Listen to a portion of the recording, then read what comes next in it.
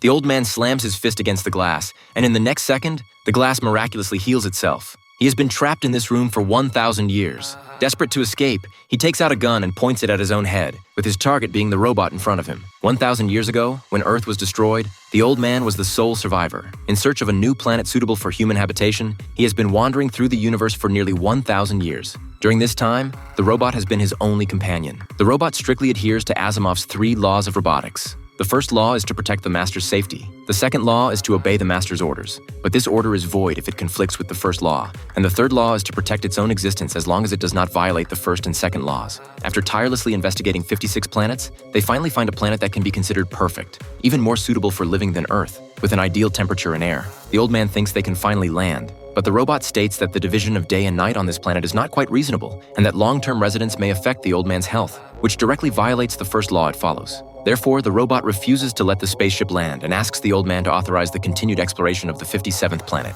The old man is instantly furious. He has long been tired of the unstable life on the spaceship. For him, the worst result of landing now is that he may live a few years less, but it's still far better than being restricted to this room every day without being able to go out. Moreover, he has been sitting in this room for 1,000 years. If they keep searching like this, the old man will surely go crazy sooner or later. However, for the robot, its duty is to protect the master's safety, and everything else is unimportant. The old man knows that arguing with it further is futile, so he simply authorizes the robot for all the upcoming journeys, letting it explore all the planets at once and wake him up when it finds the planet of his dreams. After the robot leaves, the old man has a long dream. In the dream, he returns to Earth and finally sees his own kind. But before he can feel happy, his fingers start trembling uncontrollably. Opening his eyes, he realizes that the robot has woken him up. The robot has investigated all the planets in the universe, but not a single one meets its living standards. The old man is directly shocked. Out of so many planets, there isn't a single one suitable for living. He should have thought of it earlier. For a robot that pursues perfection in everything, how could it tolerate the flaws, big or small, on each planet?